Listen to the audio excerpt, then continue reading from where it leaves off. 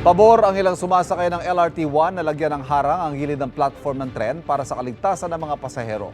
May unang balita live si EJ Gomez. EJ? Ivan, nandito ako ngayon sa Doroteo Jose Station ng LRT-1 sa Maynila, kung saan isang babae ang nahilo at nalaglag sa riles kahapon.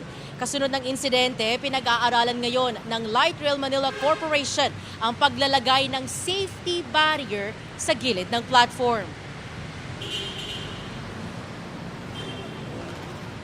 Si Jay madalas sumakay ng tren, kaya nagulat daw siya sa insidenteng nangyari kahapon, kung saan nahulog sa riles ng LRT-1 ng isang babae matapos daw mawalan ng malay base sa ibinigay na impormasyon ng live-in partner ng biktima sa pulisya. Kaya kung sakali, pabor siyang lagyan ng barrier ang mga istasyon.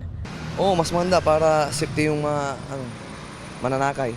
Dapat din dagdagan yung mga security guards para mas lalong manatiling safety yung mga taong bayan. Si Leo naman, kapakanan ng mga batang pasahero ang iniisip. Mas maganda po kung may harang para iwas aksidente po.